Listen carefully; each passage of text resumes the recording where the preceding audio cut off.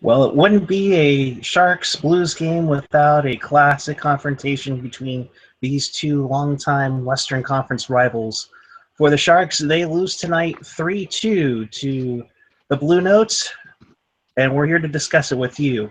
We welcome you to this edition of Pucknology After Dark, and we will be joined by Ian Reed along with our special guests from Let'sGoBlues.com in just a second. But just a quick reminder, we are presented by Audible, an Amazon company. You can sign up for their free 30-day trial. You can search up for over 180,000 audiobooks and get a free audiobook to keep whether you choose to continue using the service or not. Go to audibletrial.com/PAD to sign up. You get a free book. You help support the show. Everyone wins, like the Blues tonight. That's audibletrial.com/PAD.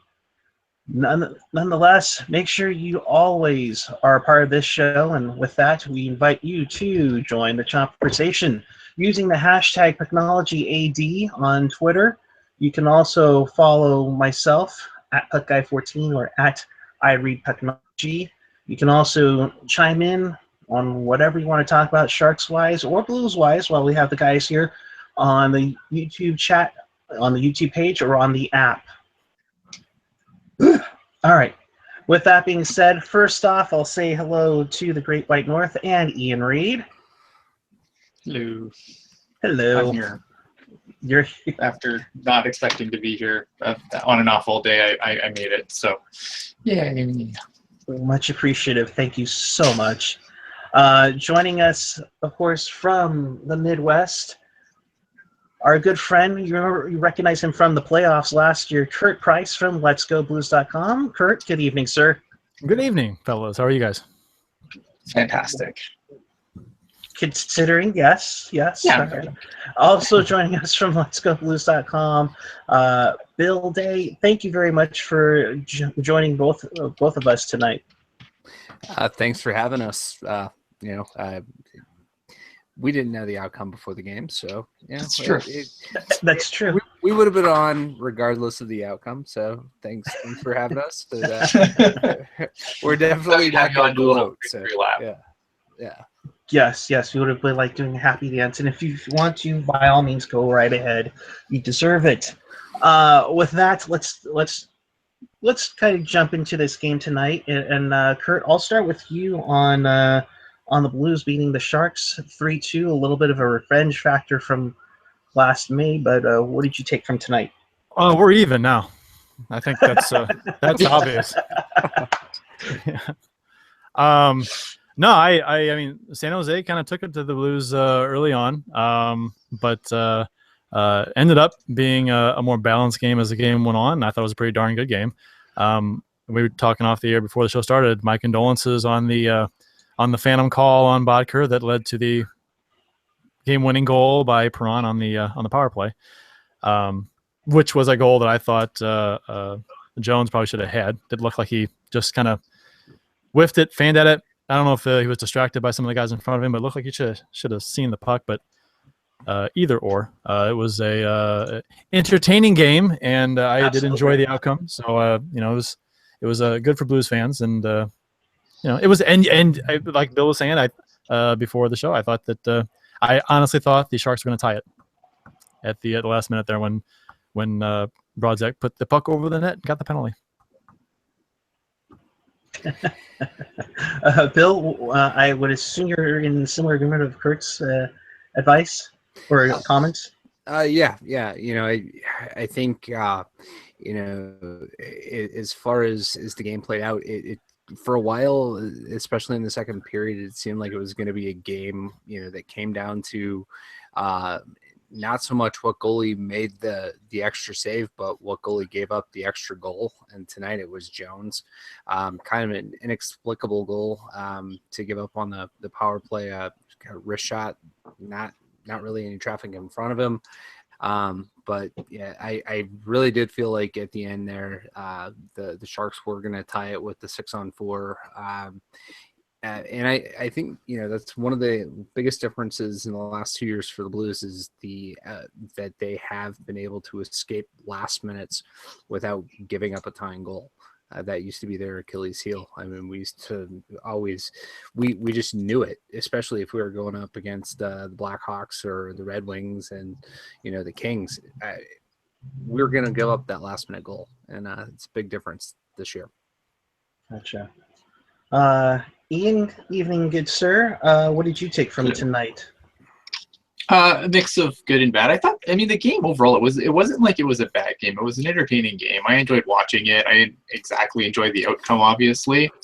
But after that absolute stinker in Carolina, it was nice to see the boys come back and play a much better game. I thought this game they played a lot better than they played that game in Carolina. Logan Couture finally got a goal that wasn't on an empty net. That was important. And Kevin Lebanc scored his first NHL goal, so that was nice to see too. Unfortunately, bad call. It happens. It's hockey. It doesn't happen that bad. That was pretty bad. That was an awful. This is par for the course for Sharks fans. We're used to this. Yes, we're used to brutal calls and them ending up having us pay the price for it. So, and Ian, tell me if I'm wrong, but I don't think I've ever seen DeBoer that ticked off behind the Sharks bench in his short tenure here. No, actually, I don't think so. I'm trying to think of, but no, you know what? Honestly, I don't believe it. Like, he was pretty. He was going tonight, and I think that's kind of the first time I've really seen DeBoer kind of, at least in San Jose. I feel like I've seen this before, but not in San Jose. Yeah, no, I mean we've obviously seen the crazy brawl when he was in New Jersey with against the Rangers and such, right.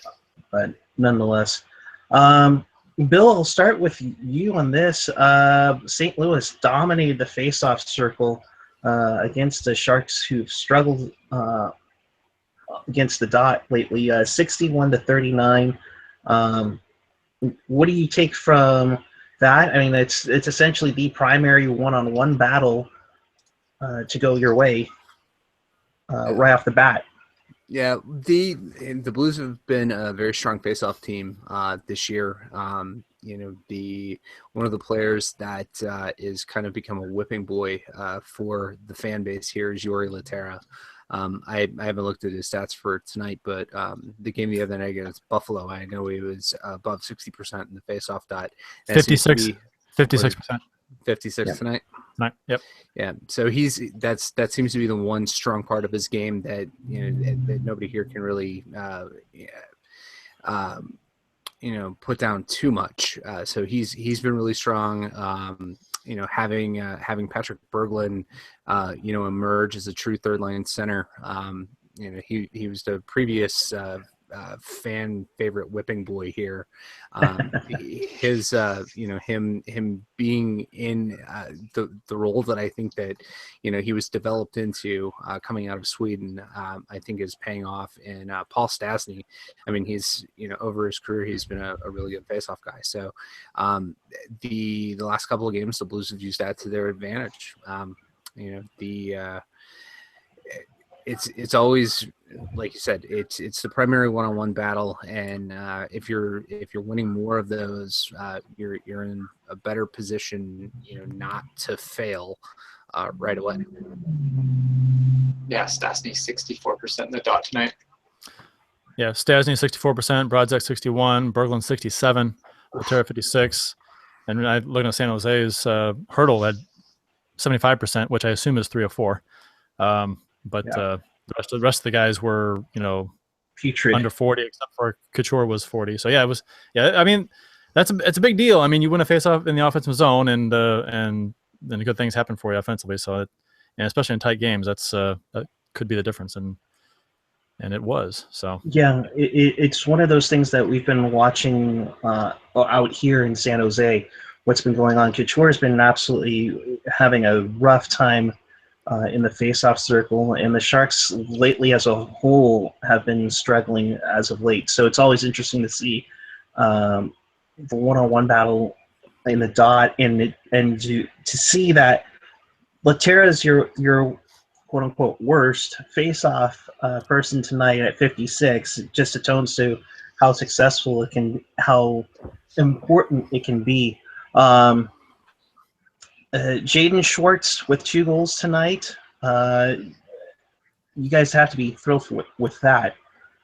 He's the stick that's whatever, the straw that stirs the drink for the Blues usually. I mean, if he's in the lineup, they do well. If he's not, they have done not as well. So yeah, he's had a catalyst. A couple of significant injuries over the years. The 3 years he's been here, and the record with him not in the lineup versus him in the lineup it's amazing. And it looks like he had a bit of a slow start to the season, and it looks like he and Fabry are finally starting to get a little more confidence in their game, and shooting the puck a little bit more. And the Schwartz, that second goal he got tonight kind of pinpoint through a bunch of people. That's the kind of secondary scoring that the Blues lacked when they charged through the early part of November. So I thought that was, having him going and, getting Fabry going, I think that's going to be huge for secondary scoring for the Blues, especially, that after, last year in the playoffs, I thought Vlasic showed the league how to play against Tarasenko, how to shut him down. And, Tarasenko hasn't been as effective a player. Teams seem to be getting bodies on him. So it's going to be important for the Blues to get that secondary scoring. And it's great to see Schwartzy doing it tonight. Yeah, we've talked about secondary scoring ad nauseum and how, and especially with Tarasenko getting shut down in that series last year was crazy. What have you guys noticed with the Blues since May into now? I mean, I know you guys lost Brower and Elliott and Backus, and with the looming coaching change that's going to happen after next season, is there a kind of win one for the Gipper type of attitude in town, or what do you think? I haven't gotten that vibe myself. I have the win one for the Gipper. A lot of people are calling for Hitch to be fired right now. So it's my counterpart over here is one of them. So he. I mean, it's Hitch has had a rough go, and even with the nice playoff run we had last year, he's had a rough go of it. Not a lot of playoff success before last season at all, and good regular season success. But St. Louis fans are tired of just that being it. So, and this year with the start they're off to, they've had a few really bad games, up and down big time. Their goal differential is awful. So that figures a turnaround based on the advanced stats, but which we talked about in our show last night. But the Blues penalty kill has been a bright spot this season, very much so. Their power play has been good, real good. So that the special teams have been good for the Blues, but the 5-on-5 goal scoring has not been. So you guys have had your struggles too offensively, I believe, this year. So yes, that's the big thing. The Blues aren't scoring goals. If the Blues can start putting the puck in there a little bit more, which they should, they're getting the chances. They just haven't done it. They'll be in the. I think they'll be okay. But a lot of folks are picking the Blues to be a fringe playoff team this season. So we'll see how that goes. Yeah, me included in that. I've been saying from the get-go, I think they're a 7 or 8 seed going into the playoffs this year. I mean, it's interesting though, because like last year, the Central seemed like it was just a meat grinder. Like it just the Avalanche were the Avalanche and the Jets were, I guess, far off, but everyone else it seemed like they were in there till like the bitter end. And this year it doesn't seem so scary. What's your guys' take on the Central Division so far this year? It certainly has been more of a kind of a wide open wild card. I think things are still really shaking out for the most part. the Blackhawks looked pretty bad out of the gate, and now they've just rattled off a whole bunch of wins in a row, and they look like the perennial powerhouse that they have been. And the Stars, the Stars are the Stars of the Stars. They decide that they're going to come back with a two-headed goalie tandem that failed them last year, and their defense just isn't. They give up Goligoski in the offseason. I really don't think they upgraded their defense all that much. And to stick with that same goaltending tandem, they're going to have to win run and gun games throughout the season. Nashville's had a little bit of a good streak here and there, but now Pecorini is out day to day. I think they won tonight, but the other night, they lost 4-0, I believe it was. It really, I don't think that the division has found its identity just yet. Like Kurt was saying, the possession stats. If you look at it overall, one point, about a week and a half ago, I was looking at a chart where it seemed like it was 5-on-5 possession, and for the entire Central Division, and everybody was trending down except the Blues. Except the problem for the Blues at that point was they just couldn't score at all. So Right. That's what they've kept it up. Well, they seem to be keeping it up, and I'm looking at an updated chart, and it seems to be going the wrong way at this point. But the scoring is now coming back, so it's still in hockey. In the world of hockey, it's still early. We're not to Thanksgiving yet, and I really don't think that the races are going to be defined until Christmas at the earliest. I was looking at the standings, and the Hawks are the cream of the crop right now. 11-4-2, very good record, 24 points. Then you got St. Louis 9-6-3, Winnipeg 9-8-2, Minnesota 9-6-1. They're all clumped right together. So there's nobody, like you said, there hasn't really been much of a, as the season goes on, they'll kind of maybe separate themselves a little bit. But no one's, that's 9-8-2 for Winnipeg, 9-6-3 for the Blues. That's not, and that's not where the Blues, second place in the Centrals is fine, but it's not, record wise and point wise, and the way they're playing and the goal differential and their production on the scoreboard is not where they want to be yet. So they have some work to do. And they're 3 points behind Chicago and Chicago has a game in hand. So that's still early, 18 games into the season, still real early. Right. Absolutely. What do you guys think of the Wild so far? There's a team in the Central that surprised me. It's the Wild, like plus 13 goal differential, 9-6-1. Not a great record, but still not, better than I thought they would be. I thought the Wild would be a kind of a write-off going into this year. Well, yeah, I think that that was my impression too. Especially the Blues saw the Wild the second game of the season, and Devin Dubnyk gave up just a god awful goal to Nail Yakupov. Just one of those goals is like, this is the Devin Dubnyk that everybody knew coming up in the league. But then now all of a sudden he had a three game shutout streak, and he's caught fire. Eric Stahl has found his game, and they are the surprising team right now. Nobody's even close. They're not even close in goals against to them. Right. They've allowed 29 goals in 16 games. Unreal. A question in the chat from Kevin Lacey. What are Kurt and Bill's thoughts on Jake Allen? Every time I see Blues highlights, I see this guy give up some horrible goals. I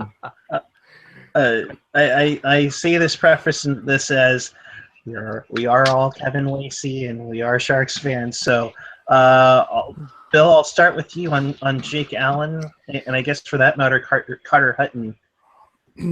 So, Jake Allen is a work in progress, is the best way to put it.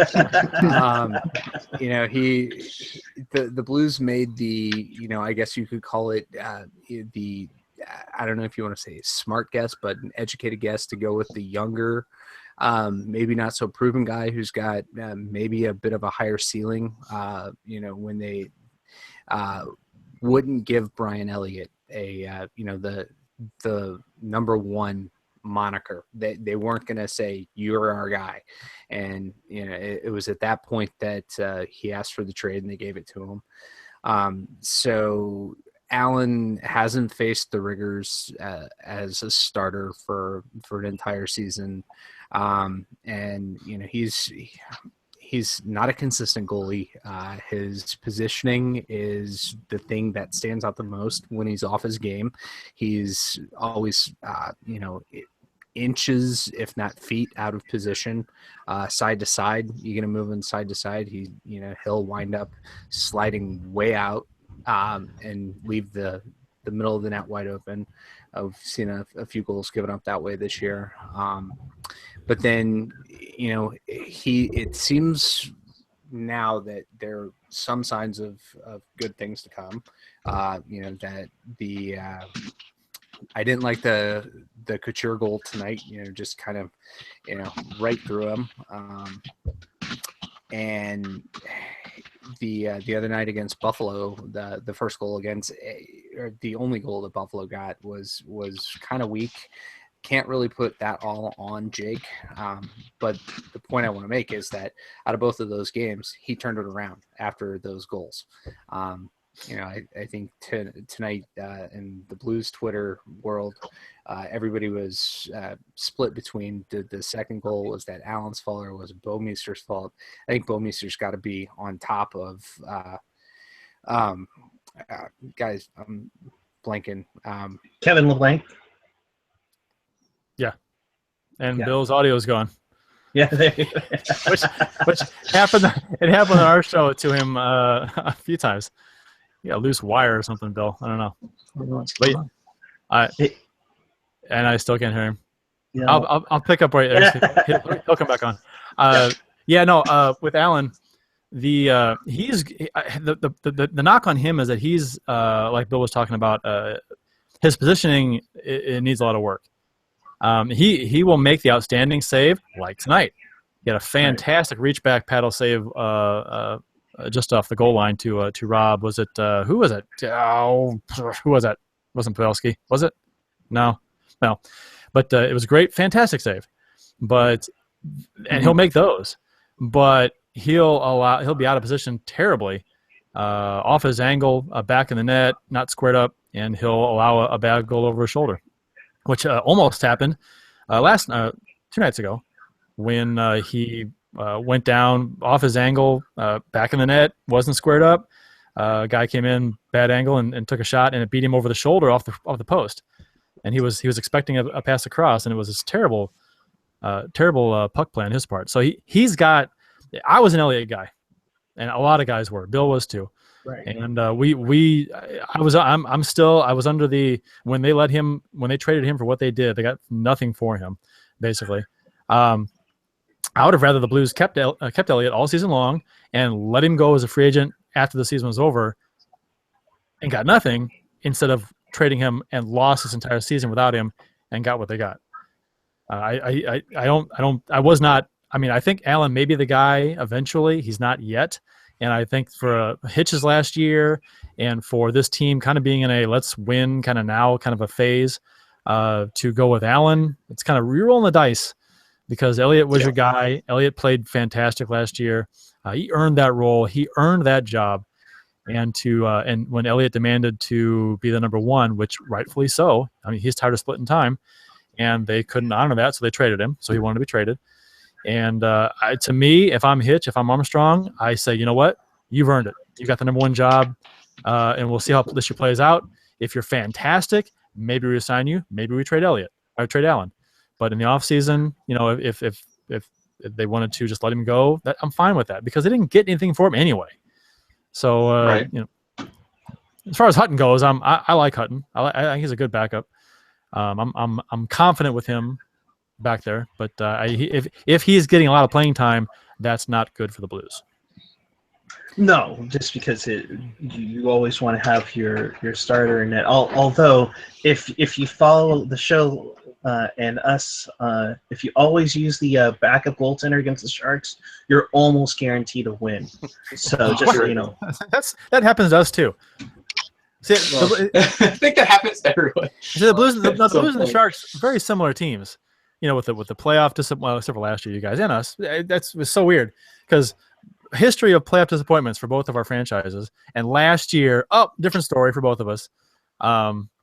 So, and that's and you said that the backup goalies beat you guys quite often. Same thing with us. Yeah.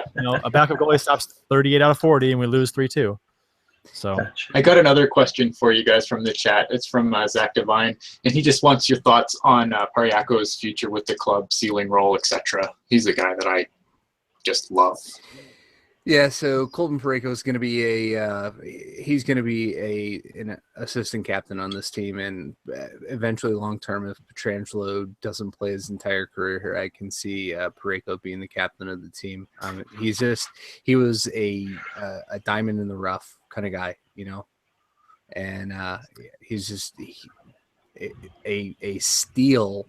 There were a lot of stories last year about the drafting and how the Blues went under the radar, to scout him, and when they drafted him higher than a lot of teams had, figured he would go. I think it was the Blackhawks that were the most upset. So that it's always great to take away from the division rivals. Just imagine him, on that Blackhawks team. Then last year would have been an entirely different story, I think. But no, he's having some bad puck luck of his own. Well, more stick luck this season. He has probably gone through a case and a half of sticks already. It seems like every shot he takes, he breaks a stick, and but his instincts are awesome on both sides of the puck. And it's been a joy to watch him, and he better be here for years to come. He was our best defenseman last year, and he is our most talented all-around defenseman on this team. He has fantastic pucks handling skills.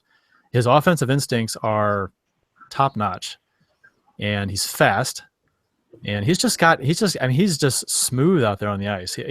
When I saw him in the preseason last season for the first time, I went down for a practice preseason and sat right on the ice.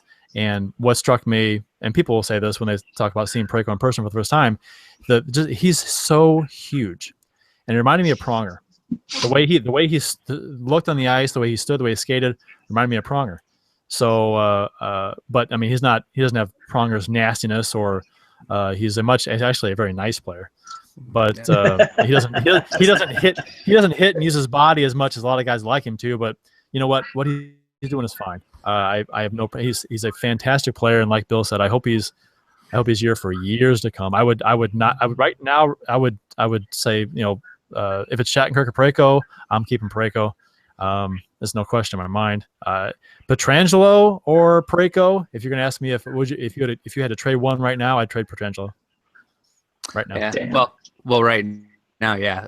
Right now, actually, I think Shattenkirk's been a better defenseman for us than Pietrangelo this year. I think Pietrangelo is trying to do too much as the new captain of the team, and I think that'll calm down eventually. But I think long term, Parayko is going to be the cornerstone of this defense. So I guess that brings me to the next question, which is what happens to Shattenkirk? Because that seems to be the big. Whenever St. Louis comes up, it seems like that's always the big topic. Yeah, I think most of us were convinced that he was gone, either before the draft or at the draft. And then, I know a lot of Blues fans lamented the fact that Edmonton or New Jersey got Taylor Hall for Adam Larson, and the Blues could have got Taylor Hall for Kevin Shattenkirk, and Right. God, what's your problem, Armstrong? Why don't you make that deal? But He did. He did. Yeah. I mean, he tried to. Yeah, and I don't know. I think Shattenkirk ultimately, the Blues can't carry 3 right-hand shooting defensemen who are going to command more than $4 million a year. Parayko, I know, has got another year and a half on the entry level, but they're going to have to do something to renegotiate him. He's an RFA after the season. Yeah, so that pretty much, I think, is going to be the end of Shattenkirk here, which is sad. He's, he was really this what made the Eric Johnson debacle palatable, and he's I think he's still a better defenseman than Eric Johnson today. So, Gotcha. Yeah, but I agree. We've talked about it on a couple of our shows. Whether or not he goes before. I think how the Blues season is shaking out will depend on if he gets moved in season, or if he just winds up walking after the season's over. Gotcha. Yeah, I know we only have you guys for a short time, so I'll send you guys off on some of a fun question here. You guys are finally hosting an outdoor game, the Winter Classic, on January 2nd. And just like NBC likes to preempt games when they have a doubleheader, it's just like NBC to have the Chicago Blackhawks play an outdoor game again. But I want to recognize how sweet these outdoor jerseys are for you guys. How psyched are you guys for the outdoor game at Busch? Pretty excited, long overdue, and I echo the sentiment that you just made, where the collective sigh of disgust amongst NHL fans when they hear the Blackhawks are once again in another Winter Classic. But I talked on our show about how I almost wish that we were playing somebody else just so the Blackhawks wouldn't get to play in another Winter Classic. But I don't think we'd be in it without them. So yeah, that was the point I made when we talked about that. Right. The Blues don't get a Winter Classic without the Blackhawks being involved. It's not going to happen. Where everybody here is starting to get really excited about it. I think it's going to get turned way up once the Road to the Winter Classic show starts coming on. Every now and then you'll hear one of the Blues beat guys tweet something out about the cameras were around today, and so it's all those little things that just make it such a great event are starting to come together. But I guess St. Louis weather is always unpredictable. It's 80 degrees here today. And, seriously? It is. And come Saturday, it's going to be upper 40s. So hopefully this turns. It's going to be nice and cold through December and January. But no, they had an outdoor game in Las Vegas in preseason one year, so I think they'll be okay. Yeah. As long as they don't get a sun out like they did in Winnipeg. Oh God, yeah. They're building an outdoor rink under the arch for the winter season, for a skating rink, not a hockey rink really, but for skating. Is it under the arch, right, Bill? That's what's going. Isn't it? I thought it was going at the brewery, at the beer garden at the brewery. Okay, for some reason I thought it was going on the new construction under the arch grounds, but yeah, maybe not. Maybe in future years, but that'd be kind of cool. Yeah, it would be. All right. Well, Bill and real quick. Oh, sorry. One before, I just wanted to poke fun. We did on our show the other night about the Blackhawks alumni roster, about how crappy it is. It is god awful. If you haven't seen it, Anyone listening, go check out who the Blackhawks are sending to the alumni game for the Winter Classic deal, and it's a who's who of nobodies. It's Eric Daze and Gary Suter are the two highlights of that team. So Yeah, I can't believe you don't get JR or Chelios or anything like that. That's crazy. Yeah, it's pretty awful. I mean, I've been going to Blues games since 1979 was my first game. So I saw so many Blues Blackhawks games through the 80s and 90s, and there are a couple guys on that team that I've never even heard of. So it's pretty awful. Oh, and from a trusted source, I'm being told that the rink is going on the Arch grounds. So, all right, well, confirmed. All right, well, Bill and Kurt, thank you very much for joining us. You guys were always helpful with us during the playoffs last year, and we thought we'd bring you back for the first game back against us. I mean, outside the Red Wings, I think we've played the Blues so many times in the playoffs, so we appreciate it. Make sure pimp out your site and your podcast before you take off. Yeah.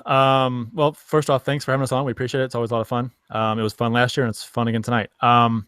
Yeah, we do a weekly live show, very similar to yours, on Hangouts. It's Let's Go Blues Radio, and you can find it at letsgoblues.com/radio. And you can follow us on Twitter at LGB Radio. And you can follow myself at Kurt Price, and Bill is at Billy Blue Note. Excellent. Thank you guys for coming on. We appreciate it. Now go ahead and beat everybody else up except for us the rest of the way. Appreciate it. That'd be wonderful. All right. Thanks for having us on, guys. Thanks. Thank you. Yep. Appreciate it all. Thank you so much. Yep. That's Kurt Price and Bill Day from letsgoblues.com. Usually you have the rivalry every now and then you find some really good people on opposing team. So we really like those guys on there. Ian, how's it going, bud? I don't know. Can you hear me? I can barely hear you, but I can still hear you a little bit. Give me a second. All good. I'll go to our Twitter poll question tonight. If you haven't seen it yet, the question tonight was, and it kind of tied into Brody on Pregame Live, as to your question, our favorite Blue Sharks moment. You had the Game 7 Nolan slapper in 2000 against the Blues. Also the Nico Dimitrakos OT toe drag to win Game 1. A stun that nobody voted for Marty Havlat's one-timer to win Game 1 of the 2012 series. But 82% of you picked, well, obviously, I think the biggest moment in Sharks history, I think, would be Game 6 of the Western Finals. So thank you to all 22 of you who voted. If you didn't vote, well, you stink. Oh, well. Yes. Can you hear me now? I can hear you now. Let's briefly touch up on some of the Sharks aspects of this game. As AJ wants the damn Hangout link. Hang on, AJ. No? Yeah, no, maybe. I don't know, whatever. Way to be there. But basically, where's the Hangout link? Where did I put it? So Kevin LeBanc deposits one in the net. He sets up his brand new goal account with the Sharks. What did you take from a nice little quick shot that beat Jake Allen? Yeah, it was a nice goal. I mean, it was just a nice play, I think. He got the puck and he did the smart thing with it. And he spun around, and I don't think Jake Allen knew even who had the puck at that point, because you had kind of Thornton skating around there as well. So yeah, it was great. It was a smart move by a guy who obviously knows how to put the puck in the net, and it was nice to see him get rewarded for his play. Because I think maybe the points aren't there, but I thought his play's been good so far up with the San Jose Sharks. So I don't know how long he stays up, especially I think the biggest thing right now is what's with Hurdle, like what's wrong with Hurdle, right? I think that's my big talking point leaving the game. Right. He missed basically half the game. And he's going to be evaluated tomorrow. Is that what we have going on? Is that what we heard from Kurz saying no update on Hurdle from DeBoer? That's. I'm telling you, it's the knee, brother. Let's hope not. What in the world? Are you a little cold to AJ? Battling bronchitis. That and I no. That and I keep seeing a meme of Kermit the Frog wearing the hoodie, and so I just thought I would kind of. Well, we do know Bill Belichick is coming to Levi's this weekend, so that too. Yeah, I'm only 2 more Niner losses away from free Sharks tickets, so I'm looking good. Apparently, we can hear me, but no one else can. Yeah, I can hear you, but you're pretty low. You're way low, dude. Way low. AJ, what says you tonight on this game since Ian just left? Well, I mean the Sharks. What was it? What was the last one? Yeah, I mean I was expecting a bit more urgency after them kind of shitting the bed against Carolina and wasting Dell's performance. And they've typically had good bounce back games, so I was expecting a bit more out of them. But you know me, I'm the first one to beat on the special teams drum. Dude, 0 for 6, man. I mean, you just score on one of those, and at least you probably get a point and go to OT. So I'm going to keep beating that drum until they fix the damn thing. I mean, 10% on their last 10 chances, you got to be better than that. I mean, the PK, that's great. But yeah, unfortunately, the streak ended on that brutal call, and as you heard Kurt and Bill mention it tonight, they agreed with that brutal call. So yeah, unfortunately, that's how that streak ends. At I think it was 26 in a row, and it was 11 games that they held their opponents without a power play goal. Yeah, it was sick. But when you want to talk about a streak of 11 games, why don't we talk about Carey Price? Right? Holy crap! That guy's been on it like crazy. Oh shit! Did Michael Haley just join us? Oh, Jesus. Hello, hockey jerk. How are you? Doing swell. How are you guys? All right. So, what did you think of tonight? I thought the Sharks got off to a really good start in the first period. They got the first goal, and they looked really good. Made me feel better about the Carolina game. But then, as the second period went on, they sort of just, everything sort of came off the rails, and from then on, there was just no coming back from it. They were just scrambling to get the puck in their zone, and they were just outworked towards the end of the game.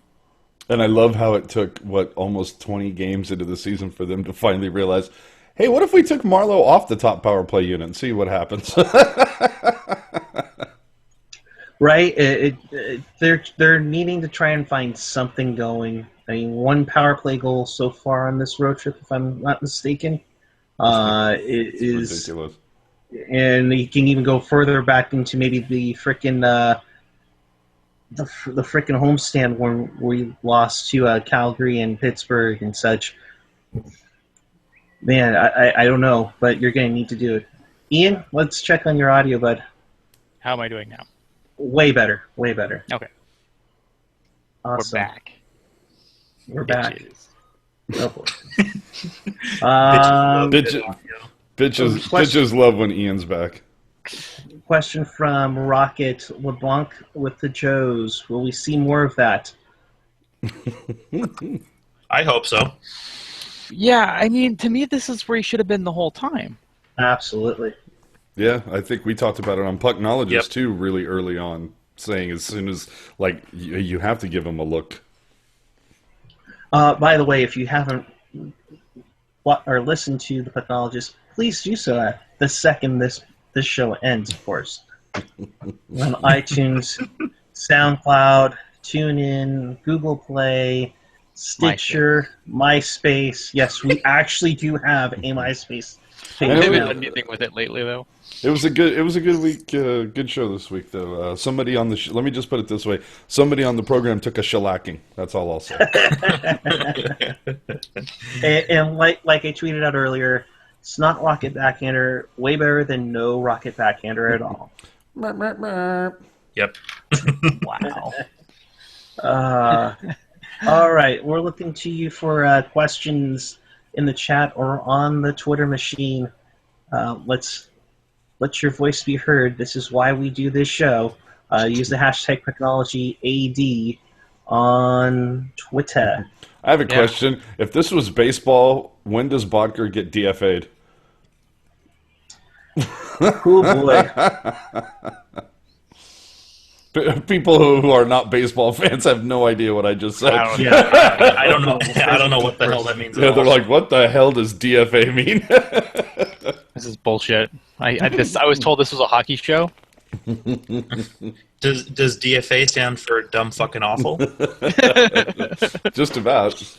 I thought we were talking about Bodker, not the power play Ooh, or face-offs. or face-offs. Oh, face-offs. I mean, what's going on there? That's. I don't know. I can't even explain that. And the fact that, well, hold on. Are we just going to blame everything, whether it's the suckiness in the circle, the shitty-ass power play, is it just going to be like, well, look at the schedule in the first month. They've had almost zero time to practice. And there was a short camp. And they didn't have full squad to begin with because of the tourney. I mean, they definitely have a wheelbarrow full of excuses that they can roll out, but at some point, and it's looking like it's going to be that first week of December is when they actually have some time. You got to be working on that face-off percentage. Even if you bring out that big ass stick that Brody used one time on an episode of Shark Central when he was like taking face-offs against Nickel or whatever, just get at.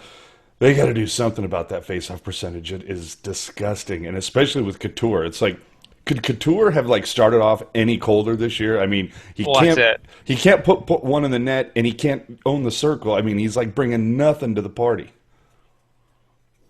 Yeah. For $6 million, that's bad. No, it's not good. It's not good at all. I'm Troy Clarity. That's for all your long-time viewers of the show. But hashtag blame Bodker. Ooh. No. Oh, yes, and now it's time for everybody's favorite segment. Well, okay, maybe. Oh, good for you. Oh, sorry, wrong show. Wrong show. Wrong show. Sorry. The question tonight from Slushy Jake is: how many saves did Martin Jones make in the Western Conference Final against the Blues last season? Is it A, 117? B, 132, or C, 126? Hockey Jerk, I'll start with you. I'm going to go with 126. All right. Mr. Strong? One of the ones that Hockey Jerk didn't say. I don't care. Okay. Just put me down for either one of those. I don't. I'll put you down for A. Sure. Mr. Reed? I'll go B. You'll go Just B. to be different. Yeah, I don't know what the numbers are, so I'm just going to go B. B sounds good. Well, congratulations to Hockey Jerks. It is C, 126. He had 126 saves in the 6 games series. Way to make me celebrate for nothing. I just want to say I worked my whole life to get that question right. I want to say hi to all my friends and family. Is LeBlanc like Gallagher? Hockey Jerk, you good and all, and I'm going to let you finish, but Ian Reed had, the best celebration of all time. Thanks. Hockey Jerk. This is a question I think I'm going to throw your way. It gets in from the Twitter and in the chat. I saw it too. Is LeBlanc? Would you compare LeBlanc to Brendan Gallagher? LeBlanc, sorry. I would say there are some aspects of him that are very similar. I feel like both are really hard on the forecheck and they're really smart with the puck. The only difference, I would say, is that Brendan Gallagher is a little more physical, I think. He throws he throws the body a lot more. And I really attribute that to LeBlanc not having the biggest of bodies to throw it around. But other than that, like their play with the puck, I think it's pretty similar.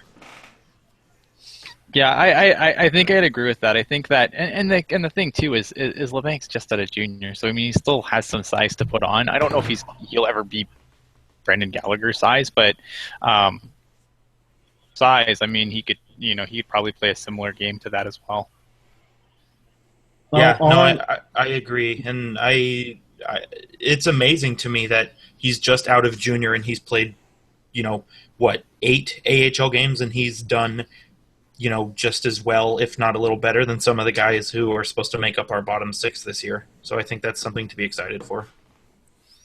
Yeah, it's like I said. I said this on the writers' room last week. It's like the fact that it doesn't really matter what happens on this thing. Like he could completely go cold. The fact that he's here now is such a good sign for the Sharks. I think that's a victory in itself, and I think Sharks fans should be just happy with how he's done thus far, even if he gets goes cold or hits the wall, because kids out of junior often hit the wall in the NHL after a few months of hockey. And I don't think I think he probably goes back down after the road trip, but I mean, I think we should be happy that he's done as well as he has up with the big club. Yeah, exactly. Especially because they could have easily, say 2 or 3 games after LeBanc not getting on the score sheet, they could have easily gone to Nieto or to Haley or even just sent him back down. But the fact that they let him get games in, I think that just speaks wonders to what they think of him. Yeah, I think LeBanc is going to be good. I'm curious to see the next person that gets called up. It'll be interesting to see how that goes down. Nonetheless, any final thoughts, guys? I'll start with Slushy Belichick. Follow at Pucknologist. Hockey jerk. Not the outcome that we wanted, but I think this is definitely similar to the Winnipeg game last year, where they're gonna come to practice the next day and be like, okay, that was, ridiculous. We need to curb this trend now. So bullshit. That should have been the Pittsburgh game. And they played good games after the Pittsburgh game. This game wasn't that bad. This game, I mean, yeah, they didn't win, but this game wasn't the Carolina game. The Carolina game's the one that they should absolutely be ashamed of. This one, they got bad call. Puck goes in the net. Hockey. Yeah. Ian, anything else you want to add before we call this a night? Yeah. Watch the writers' room because it's better than the Pucknologists. Wow! Yeah, wow. When you get as many downloads on SoundCloud as we do, then we'll talk. Well, you guys don't have YouTube numbers to take away from your SoundCloud numbers, so there's that. You guys don't have YouTube numbers at all. I've seen them. It's okay. Hey, my YouTube numbers. Okay. With that, dude, how are you going to do a show during football? with that, we're going to say face-offs. What's up with that? What's up with that?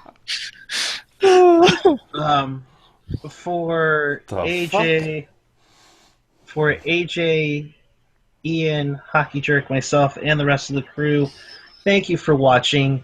Make sure you hit the subscribe button, either it's down here or to the side, however big you're watching the show tonight. Make sure you hit Pucknology.net. I heard some really cool guy wrote 14 thoughts on there the other day that you should listen to. You should listen to Pucknologists right now. It was a great show. And definitely check out the Pucknology Writers Room from last week, and make sure you check it out on Sunday. We, of course, will be back following the Sharks and the Desert Dogs. Don't forget to know that it's a 5 p.m. start for that game on Saturday night. So if Brody says Desert Dogs so much throughout the game and pregame live, let's put it this way: you won't need to go out on Saturday night. You'll be already wasted. So with that, for all of us, keep it real. Keep it tight. Keep it real tight. Go Patriots, I guess. Yes, don't forget to mention Seattle. Seattle.